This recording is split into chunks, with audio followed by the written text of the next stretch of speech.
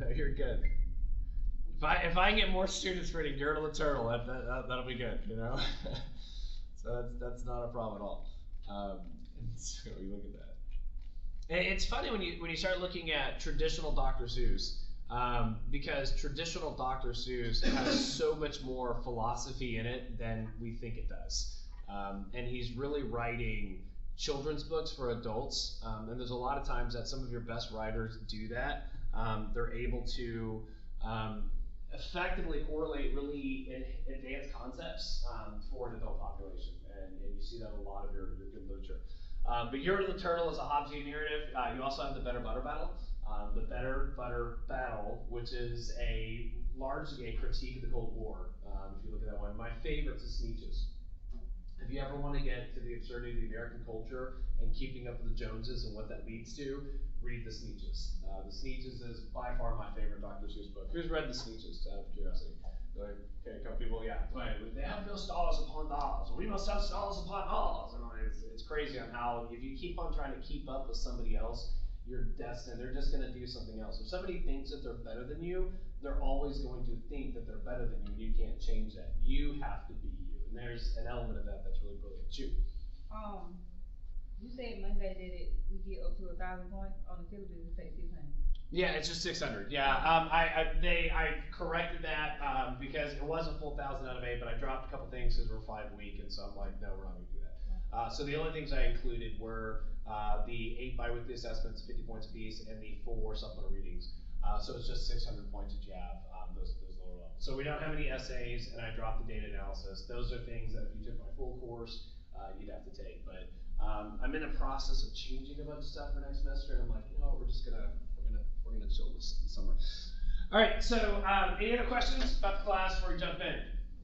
How are y'all so far in class? Yeah, you tracking so far?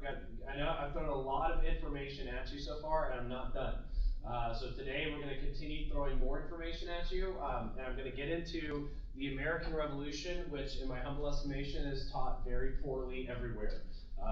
Most American history classes teach the American Revolution really badly. And the other thing is we have to ask ourselves, is there anything noble about the beginnings or the origins of the American narrative?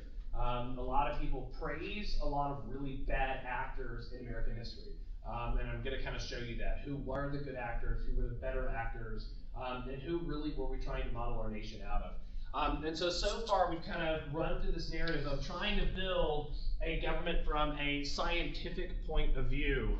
And that scientific point of view requires of us to make observations and build kind of the structural tendencies of the narratives and variables that we're including.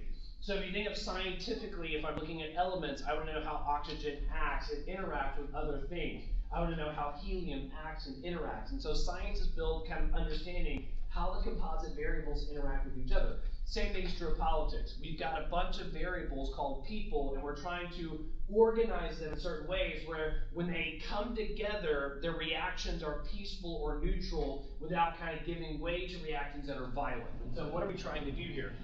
In order to do that, we have to effectively identify what exactly is the nature of people.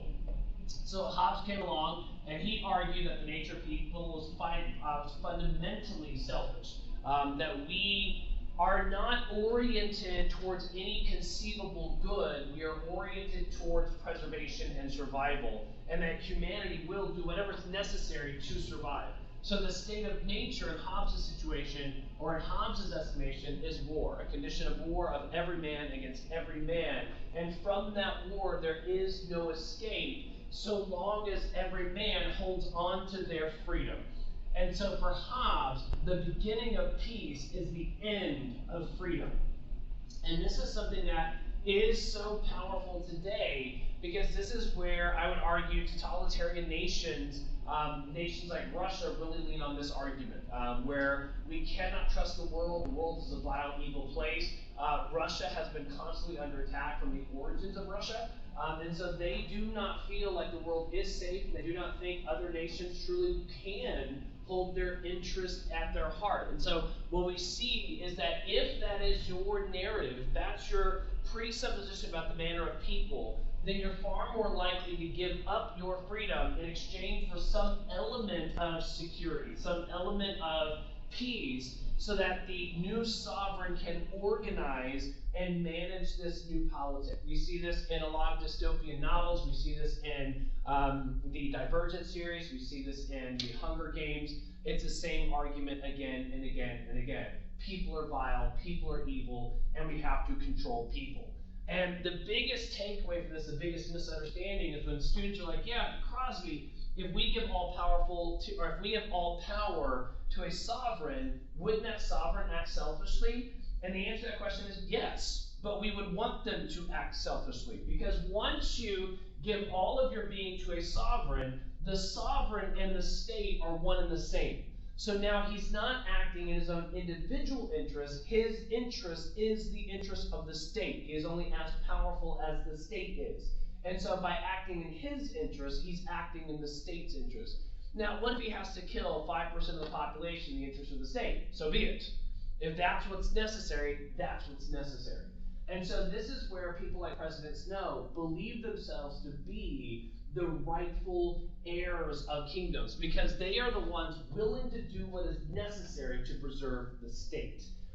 If you allow freedom, if you allow individuality, if you allow people to kind of express anger, this tendency leads to anarchy, disruption, and the elimination of the sovereign, which potentially then could return the entire thing back to a condition of war. And so if you're Hobbes, if you're a Hobbesian kind of mentality, you cannot allow any rebellion, any revolt, any protest, any individuality. Every state is the remedy to the evilness in the nature of man, or the selfishness in the nature of man. And the second argument we looked at is John Locke, actually, my bad. Locke argues that we are tabula rasas, that we come and we're not really oriented towards one way or the other, but we get to decide how we orient our existence. And in doing this, we may have individuals orient their existence towards a noble end or a good end, but we also may have some orient themselves towards an evil end or a selfish end. In this iteration of this, we see Locke articulating that there is a God, and God has established a divine element to our existence, that there are things about your existence given by God, and if they've been given by God, no man should be able to take them away. This is what the foundational element of what we call natural rights or inalienable rights is. That if God gave them, they should be protected. And this is different from political rights. Right? Your political right to vote is different from a natural right to life. We get this wrong all the time. Right? People come out like, I've got a right to be married. No, you don't. Right? Marriage is a completely political construct. Right? It depends on the collective to accept and appreciate and acknowledge marriage. It is not a divine right. Right? Divine right are any right that cannot be sanctioned by the collective and should not be taken by the collective without consequence. And so even if the collective takes your life, the argument is if you violate nature, you will then suffer the consequences of that violation. That there's a moral intuition, that there's something in your being that turns when you violate nature. And so that's what we mean by God having established a law, a natural law, so that those who follow the natural law become noble individuals. Those who violate the natural law become evil individuals. And effectively, the purpose of government then, in this iteration, is to protect good and to punish bad. To offer earthly incentives to make sure that those who would otherwise penalize or punish or violate the natural law receive a secular or a political punishment for that violation. And the purpose is always to help turn and train the evil from their evil practices towards nobility. This is something that's so important to understand in America. America is built upon that, right? That idea that we have good people, we have good decisions, not good people and bad people, but good people who make good decisions, people who make bad decisions. But we always want to build a government that orients people from the bad decisions towards the good. Now, the complication of that narrative is, well, then what do we decide what is a good thing and what is a bad thing? we're still messing with that, right? We haven't figured out a great thing there. But I'm going to give you some insight on what the Founding Fathers did, right? Because some of this is clear, right? Some of this is pretty clear. We're pretty much in agreement that you shouldn't kill people. Other things are not so clear. And so the argument is, in this society, we have to have a constant conversation, and we have this delicate kind of balance between what do we regulate and what do we leave alone, right? In this iteration for Locke, most things are left alone. And the American form of government, honestly speaking, the federal government wasn't supposed to do much at all, right? Point blank, why? Because there really isn't a whole lot that we agree on regarding where this line is. I would say, in honesty, we have like this much that we know is like, yeah, that's pretty bad. And this much that we know, or yeah, this is pretty bad, yeah, this is pretty good. And there's a host of things here in the middle that are like, well, is it good or bad? And we're like, I don't know. And then if you don't know, you leave it alone.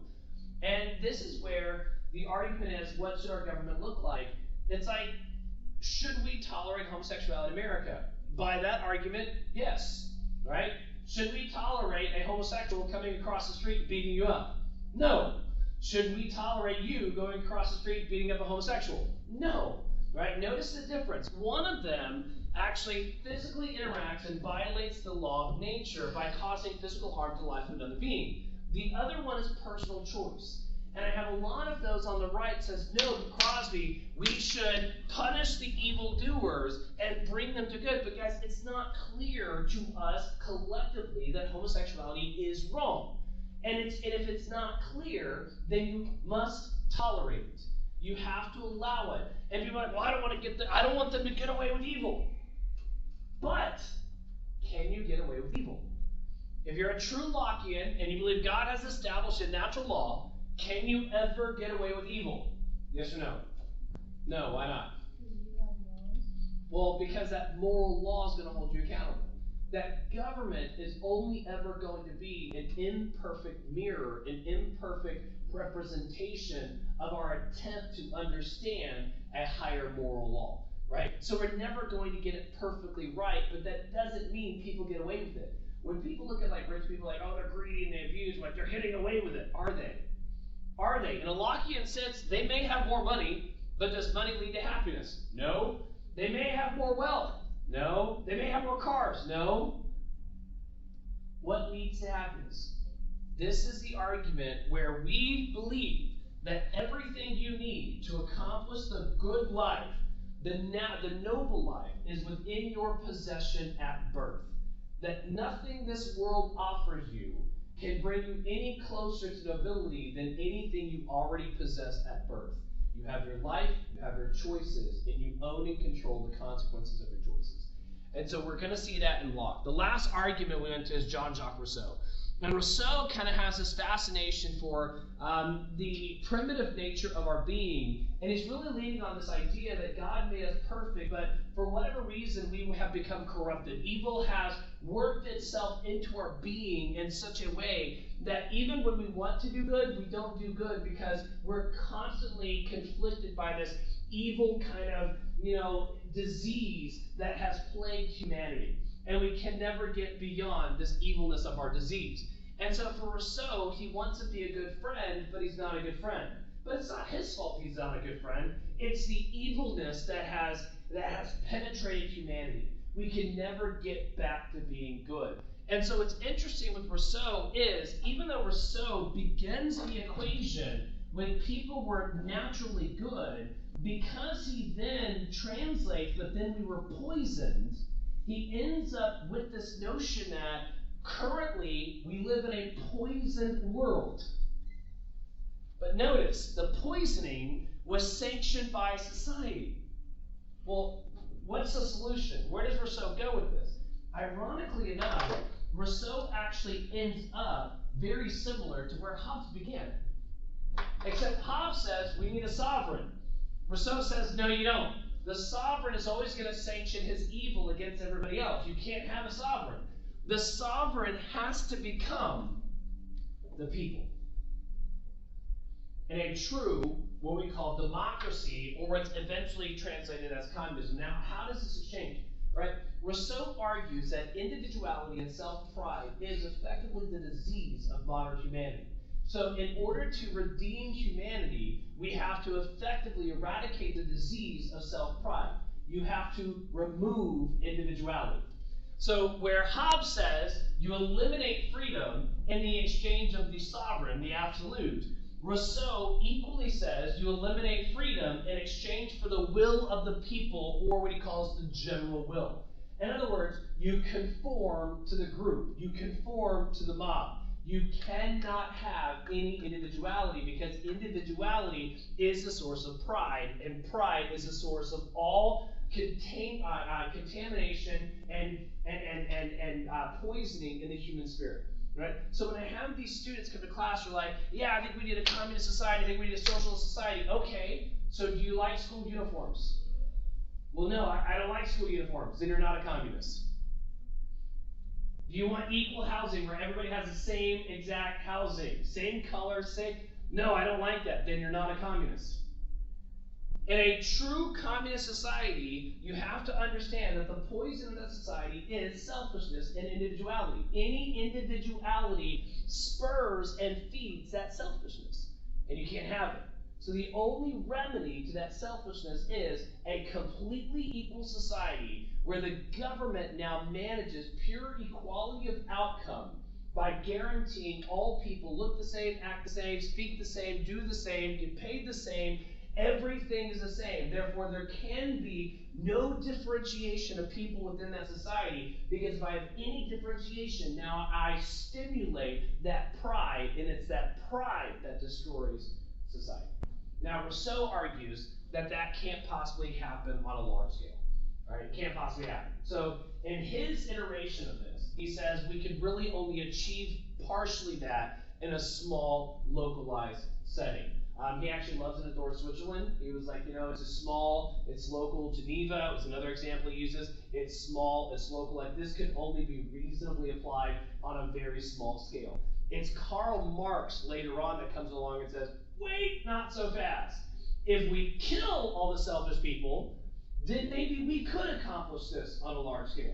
And so for Karl Marx, it's not about, just kind of doing this on a small scale. Karl Marx believes that the majority of humanity is simply the oppressed good people that only do bad things because the rich and the elite and the controllers of society, the bourgeoisie, requires them to do that. If they were left to their own devices, then we wouldn't harm each other at all. So what do we have to do? You have to systemically eliminate all the evil people, and you assume that there's an inherent goodness in the people that are not evil, the people that are not in control. And guys, that's happening alive and well in America. Right now, one of the arguments in America is this concept of white privilege, that if you have any whiteness, you have been tampered with, you have been corrupted by the history of your people. But if you're non-white, you have an inherent goodness to you that the other whites don't have, because you have been historically oppressed. And so when we start parsing that out in groups from the historically oppressors and the historically oppressed, that is, on its face, a Marxist argument. It assumes an inherent goodness, not based on choice, not based on personal development or growth, simply based on your position, your status, your groupings. Right? 9 times out of 10, when you end up going to conflict and war, we tend to separate ourselves in us versus them. And when we find ourselves in us versus them, a lot of us become Marxists. Right? True story, I'm going to show you this. Because once you say it's us versus them, it's we are the good people and they are the bad people. And we make the world better by doing what? Not by correcting our sin. We make the world better by doing what? Eliminating all those evil people. Right? Once you split the world into, well, we would genuinely be good if it wasn't for this evil, this corruption, these controllers. Right? Now we're in a different society. Locke says you have to look at individuality. Rousseau says you have to ignore individuality. We are inundated in America with diversity. Diversity, diversity, diversity, which I find kind of comical. Because I'm like, well, diversity, what does that mean? Well, it's maybe diverse, what does that mean? Like, well, we want racial diversity. I'm like, so all black people have the same ideas. So all I have to do is put a black person on my committee, and now that represents all black people? That's diversity? Do we have diversity of grouping? That's a very Rousseauan idea. Or are we supposed to have diversity of ideas? Do we see individuals, or do we only see groupings? That's a powerful concept. Because when you start looking at, well, white people, what are white people?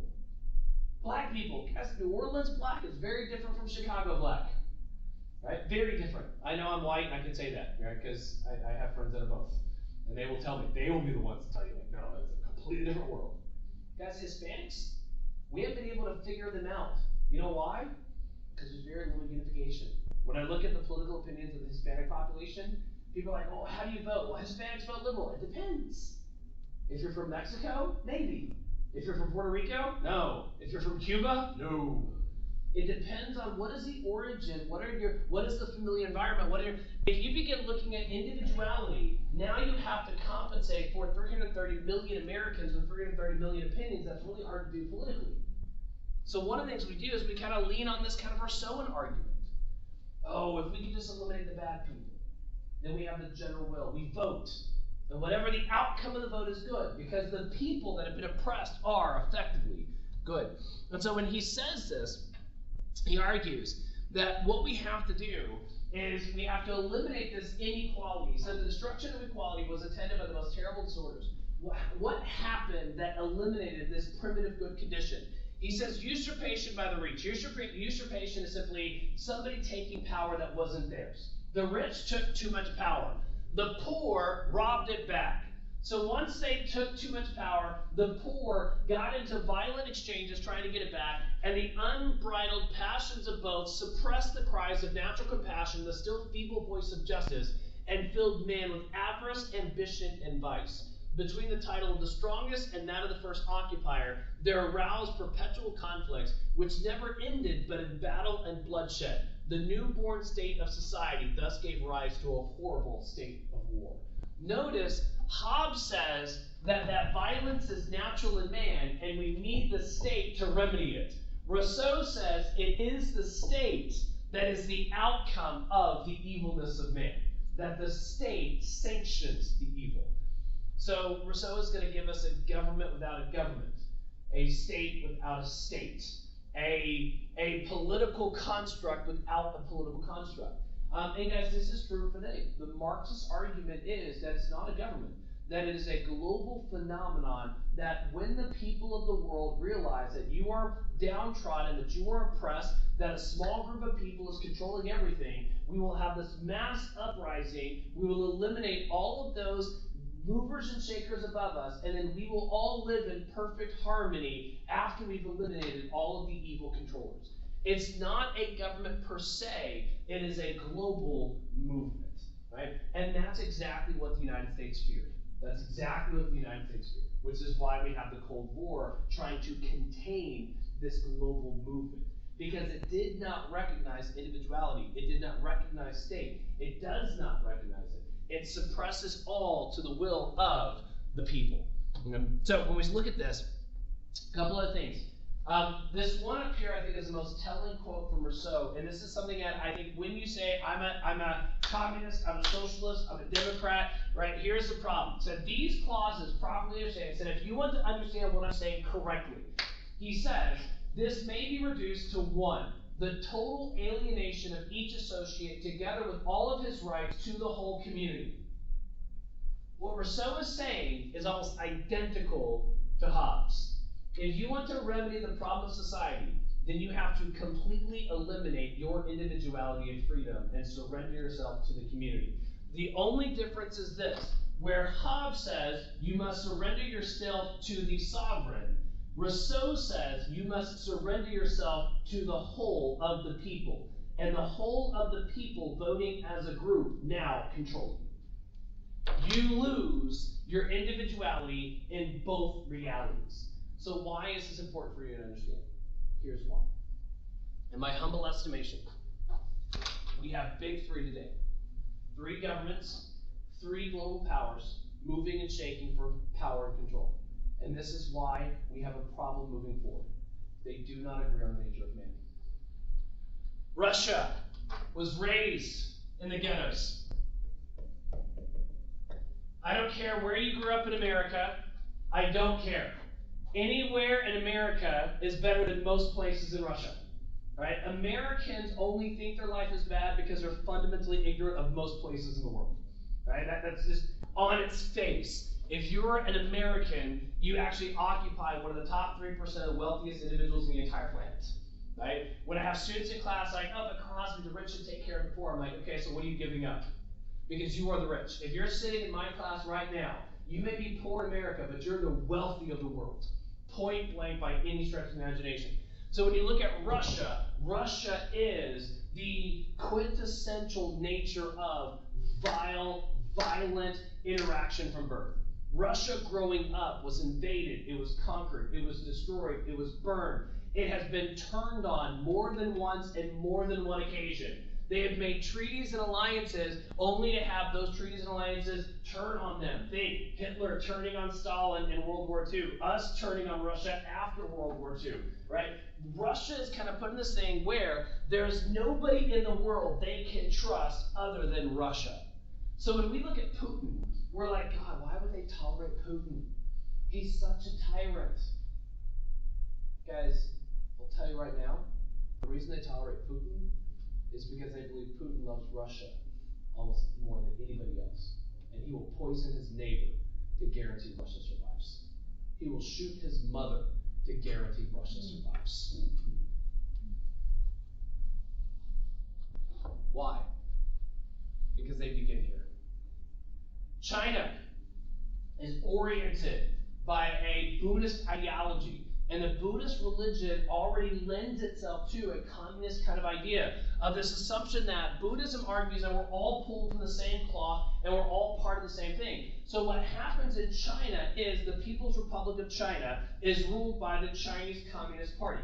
But the narrative is that we are all essentially fundamentally good and part of a similar thread. So Chinese also end up with this very totalitarian structure, but it gets there through this kind of articulation of a collective wholeness, a collective goodness that then is organized by the People's Communist Party. Right? And so there's a lot of narratives that go around here, and we see this element really, which is funny because you're like, oh, communism started here and spread here. I'm like, no, we've never had communism here. Right? We use the ideas, but it's always been more of a totalitarian structure.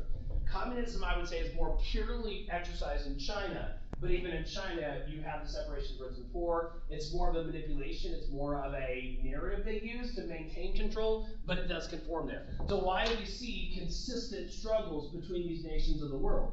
Well, you've got Russia that believes people are fundamentally selfish, they can't trust anybody. China that believes everybody's effectively good, and it is your self-pride, specifically American pride, that is ruining the world, and they need to rid the world of such individuality and pride. And then you have the USA, which is saying, no, individually matters, individuality is what makes us great, and we should protect and defend the individuality of people and nations. So the question becomes, reconcile these. Notice the second one on Rousseau. Each of us puts his person and all his power in common under the supreme direction of the general will. Both Hobbes and Rousseau require your extreme, complete allegiance to the group. Locke is the only one that allows an individuality. Here's why the problem exists. Reconcile it. I actually pulled this from an American government textbook. Curriculum. Here's how we teach the impact on the Founding Fathers. And we look at, what did Hobbes say? What did Locke say? What did Rousseau say? Right? And we're like, oh, well, Hobbes said this, and the impact on the fathers is government must be designed to protect the people from themselves. Okay, what did Locke say? Well, governments must be designed to protect the people from government, and natural rights must be secured. So what did Rousseau say? Guys, can you reconcile these three arguments? Are they reconcilable? No. No. If you want to understand the massive confusion and calamity in American politics today, that's what you have to understand. If we don't agree on the nature of people, we can never agree on what politics should be. We will continually fight because most of our fights aren't about, right, what we're fighting over. the fights over healthcare, the fights over education, right? All of them are auxiliary fights of a deeper argument about what we believe to be true about the nature of people. You could almost boil every argument down to this. If I ask you right now, what do you believe is true about your neighbor? Do you trust your neighbor? I can probably guess most of your political opinions by that question. Do you trust your neighbor, yes or no? If the answer is unequivocally no, you are going to tend towards more government. Not any government to protect. We need more police. We need more laws. We need more structure. If your answer is, depends on the neighbor. I've got some neighbors I trust and would give my keys to, and I've got some neighbors that I wouldn't trust anytime. If that's you, you're probably Lockean. If you're the person who I trust all people, people are generally good. I would give everybody my codes to the house. Probably Rousseauan. You probably have a faith in people, and you probably get taken advantage of a lot. I always like Shit's reaction to this. Like, oh, that's me. Crap. The reason I love doing this is, if you look at these arguments, they're everywhere. I promise you, go watch TV. Whatever TV show you're watching, you will see Hobbes, Locke, and Rousseau. You'll see one of the iterations. Every single thing I've watched, one of these iterations. How many of y'all have seen the Batman narrative? The modern Christopher Nolan's Batman series, Batman Begins, The Dark Knight Rises, and then the last one? No? Okay, the first one is Batman redeveloping himself from a corrupted Bruce Wayne into this noble Batman character. That's a Lockean narrative. The second one gives us a Hobbesian narrative with the Joker. This is all crap. This is all falling apart. This laws and rules keep you in order. And Batman rejects that narrative. The last one, you have Bane. And remember, Bane comes on the scene and says, I'm just giving the city to the people. Your government's the problem. The police are the problem. You, the people, should rule. Who's that? That's a Rousseauan argument. And it falls apart. If you watch the trilogy of Batman, that's a whole narrative, a whole class on political theory right there. And yeah, most people missed it because they didn't know what they're doing. So we have to pick one. And if I'm looking at this, I see on one side a tendency of giving everything into a singular individual or the crown. Right? The government has a face and they lead. The other end of this is Rousseau, where we have the general will or mob will. Whatever the mob wills is effectively right and good and just. In the middle, we have Locke that says, no, you have to retain individuality to be yourself and to pursue good on your own terms and to conform yourself with the moral law. But we also need government to protect that journey from those that would willingly violate and ignore the moral law and hurt other human beings. And so the balance here is going to be Locke. And this is one of the things that we're going to see. And the basis of this relationship is Locke is the only one that allows some element for you to uphold on to any sense of individuality. Right? Benjamin Ward Richardson once said, so the key to freedom, right, is that if we actually understand freedom correctly, because we look at freedom and we misinterpret it. Hobbes says freedom is war, and he's right, without a moral narrative. Locke says freedom is only appreciated when you conform to the moral narrative. Because if you don't conform to the moral narrative, you're always going to live conflicted because the illusion that you can do whatever you want to, right? Rousseau says freedom has already been poisoned by self-love. Richardson says the key to freedom is accepting my own autonomy. First off, you have to accept that you are a free thinker and a free actor and can make decisions. He then says, as an individual, and respecting the autonomy of other individuals, with all of what that means, whatever that means. In other words, if you're going to live in a free society, it means you have to confine your being to understand you get to make your choices, but you also have to respect the fact that other people get to make their choices. And if you make your choices, you then live with your choices. And if they make their choices, they have to live with their choices. And you shouldn't judge their choices up to the extent that their choices begin to affect your life, your liberty, or your pursuit of happiness. When somebody comes in and tries to steal what is rightfully yours, that's when you get government involved. Up until that point, you leave people alone. You let them be. And so, we have this narrative. 3 competing arguments. So the question is, what do we do in America? Do we have any textual evidence that our founding fathers knew of these guys and actually built these guys into our arguments of government? And to do this, we have to set up the narrative. Okay? So, we have this American colony, right? The origins of America, 13 colonies. Why do we have 13? The easy answer of that is because they didn't get along. Right? We don't really understand this. We're like, oh, we're just going to come to America and we have this British colony in America. No, we have 13 different colonies in America with 13 different ideas, 13 different political structures, right? 13 different ideas about how things should go. Societal elements are different, right? And so when you look at this, we can generally separate the colonies in two forms. The first colony is Virginia, 1607 Jamestown colony, and they were here for personal wealth, right? The South is going to grow under the guise and leadership of our object here is to gain personal wealth. You had a lot of people that were outcast in England, that were starving in England, that were delinquents to an extent in England. Says, you know what, maybe I can risk my life, go to America, and make something of myself. The original idea was gold. Gold turned into tobacco. Tobacco turned into cotton. Right? Most of your early iterations of the American economic South was based on what we call indentured servitude, where you actually hired somebody or basically in servitude yourself for a matter of years. And then at the end of that time period, you would be awarded a paycheck or a tract of land or something on your own, and then you would be able to do it. Right? And so we see a lot of this evidence, but the orientation of the South was economic gain. And we see this from the earliest iterations of Virginia. Well, what happens in Virginia is this first generation of landed elite, they grow wealth and status, and so now we have to have like the opening, where's the new terrain? And so we have like a second tier group began to move into North Carolina and settle North Carolina, right? A third tier group goes into South Carolina. And then the poor people, the people that can't make it anywhere else, they go to Georgia. True story. Georgia was the debtor colony. It is still kind of like among those states. It is still the poorest of those states. And so we see this kind of elite nature where you're like, creme de la creme, second tier, third tier, everybody else, right? And this is what we see emerge in the South. The North is going to be oriented out of 1620, which we see the Plymouth colony, right? They are here not for economic wealth. They are here to preserve a legacy of what they consider a city on the hill, a noble government, a righteous government.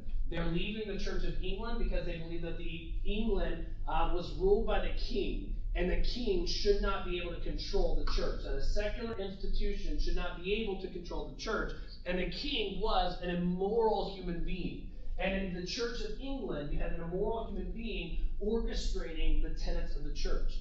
And so what the Mayflower Compact was a compact that says we're going to bind together in our effective goodness and godliness to create a city on a hill, to create a good government.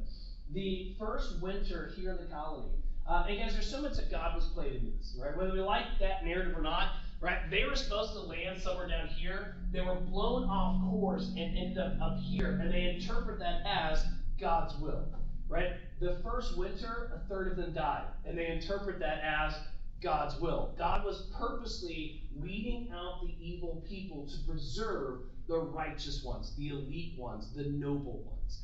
Guys, the North, from its earliest iteration, has always been a morally pretentious part of the country that believes that they have everything right and that everybody else in the nation has everything wrong.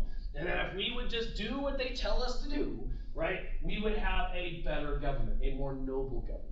And so we start looking at the democratic elements, right? We're going to see more of a democratic element here. Just trust the people, the farmers and whatnot, they're here. You're going to see more of a republic element here that no, the state has to be stewarded by a righteous elite, a meritocracy, if you will.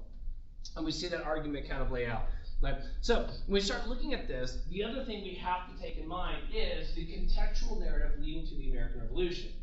We don't exist in a vacuum. America didn't just pop out of nowhere. We have a very strong history leading up to us and a strong history going beyond us. The problem with a lot of Americans is they don't understand history, they don't study history. Then I have so many students come to class like, Crosby, it's just so boring. History is boring. I'm like, if you think history is boring, you obviously have never studied it. History is many things, but it's not boring. right? It is a bunch of people that do a bunch of weird, kind of cool things sometimes, some selfish things sometimes, some cruel things sometimes, right? But when you start looking at this, the context of America was, we have these 13 colonies that are now trying to exist on a global scale, but Europe had launched itself into the world to maintain a sense of power and control over the European base. And this gets a lot more complicated, we have time to get in class, but effectively, by the time we get to the 15 and 1600s, Europe is tired of fighting each other, so they go beyond the boundaries of Europe to try to attract and gain wealth and status from other nations. So they believe if I can find gold, silver, and bullion around the world, then I can advance my power and control in Europe by getting that gold, silver, and bullion. So we have Portugal going out to enhance its ability. We have Spain going out to collect and defend. We have Europe going out to collect and defend. France is part of it. The Netherlands are part of it. Europe is going all across the world trying to increase their coffers so that they can maintain the relative balance of power in Europe. The problem is this. These English colonies are largely separated here, and they're surrounded by the Spanish to the south and the French to the west. Well, what happens is, as this larger war takes hold, the 7 Years' War, which is actually a 9 Years' War, we call it 7 Years' War, I didn't make it up. This is American history where we've heard the French and Indian War. That's what takes place here on our continent. So what happens is the French begin to attack the American colonies. They begin to attack our soldiers, our settlers, but we don't have a standing army. We don't have any means to defend ourselves, and we're certainly not going to be able to defend ourselves against France. In fact, we get our butts kicked pretty quickly. Early on, there was a young, I want to say captain in the British military at the time, actually go to defend a place from a French onslaught, and they were just brutally massacred. The captain was taken a prisoner of war and was eventually released. Right? That person, if they have any idea what I'm talking about, who was the British captain that was actually captured by the French and then later released? That was none other than George Washington. George Washington carried that failure to his death. He actually felt personally responsible for marching his men into a battle they couldn't win. And him being released, a lot of what he does for the nation was carried with this kind of guilt of failing the nation so early in his career. And we see elements of that in a lot of great leaders. We see a lot of great leaders emerge because of those early failures. And so George Washington is going to be part of this failed struggle against France. And so what happens is, going into this time period of 1753, just before the American Revolution, we have this idea that France is attacking us and we cannot defend ourselves. So what do? We do what every college kid does when they get in trouble. What do? Dear Mom and Dad, I need money, I need to eat, I'm starving, and John is picking on me. Love, your son, daughter, his, her, whatever. Hugs and kisses. We petition. We like, hey Britain, you're the mother colony. Hey Britain, you're supposed to protect us. Hey Britain, let's go. We're being attacked. And Britain effectively says, okay. All right, we have an interest here in America. We're going to go defend our interests in America. The beginning of the revolution happens when we're fighting on the same side.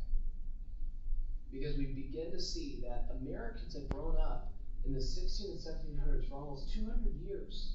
They have become something very different from the elite pretentiousness of the British noblemen. The military was different. The times were different. The people had developed differently. To the Americans, the British soldiers were snobbery. They were just pretentious and annoying, and they fought all backwards, right? To the British, the Americans were just bastardized children of a far-off land, raised in the woods and had no couth or understanding whatsoever. And so we began to see clear differences in the British soldiers and the American soldiers during this time where we're fighting on the same side. But we were nonetheless fighting on the same side. And we win. We win. 1753, we fight a war, right? And we win. And not only did we win the first, what historians consider the first global conflict. We didn't just win. We won against Spain, France, all the major powers of the world. England now has emerged as the most powerful nation in the world, and we're part of England. Strike the party. Set up the parade. How long does the celebration last?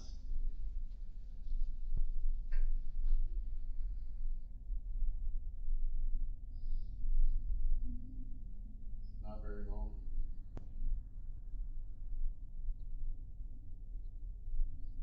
Guys, have you ever asked yourself how we're fighting alongside the British from 1754 to 1763, and we're almost immediately fighting the British right after that? Within a decade after being the celebrated victors of the world, we are now fighting against, wait for it, the most powerful nation on the planet. We couldn't beat France, but now we're going to go against the most powerful nation on the planet. What morons are you? There's my question. Why did we fight the revolution? What was the issue?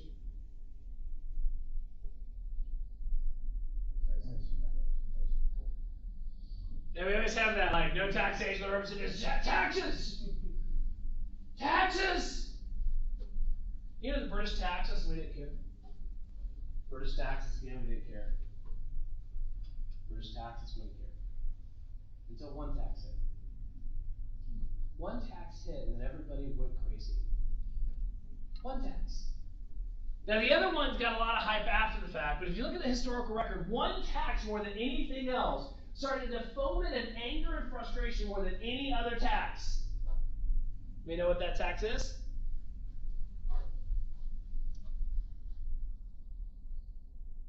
Stamp Act. The Stamp Act taxed what? Not just stamps. What? Mail. Any paper publication. Any written documents. Anything that was moved or shipped by virtue of paper. You had to pay extra for paper, you had to pay extra for ink, you had to pay extra for stamps. In other words, which industry is going to be hit the hardest by the Stamp Act? Huh? No. Newspapers. The American people get pissed off at the precise moment the newspapers told you to get pissed off. Why? Because they were being taxed. They wanted the tax revolted. Rescinded. They wanted to enrage you. They wanted to get this they wanted to ground mobs in the 10 square. We're going to burn the tax collector in effigy. This was abusive. This was totalitarian. This was horrible. This is something that should not be tolerated. And the newspapers ran away with this. The stamp riots in New York, the stamp riots in Connecticut, the stamp riots in New Jersey. Once we had this, guys, we didn't get mad about the other ones, kind of when I noticed, until the newspapers got it. And then it's like, oh, hell no. As when people say, Americans are different, we're not the same as they were in 1776. What? You don't think you get ticked off at the precise moment you're told to get ticked off? You don't think there's a concerted narrative that both political parties run just in time for any election? You think it happens by accident? You don't think that we know very well how to begin stimulating the mob? But here's the problem. The mob is uncontrolled fire. In small controlled substances, I can use fire for profound success. But what happens when fire gets away from you? What happens when you light too much on fire? Everything burns. Everything burns. Guys, when we start looking at the American Revolution, we're playing with fire. Anytime we start going into protest, we're playing with fire. Fire can be constructive at times. But be very careful when you play with fire, because if you play with fire too long, somebody is going to get burnt. I'll see you in 5 minutes. Take a break. I'll leave you there.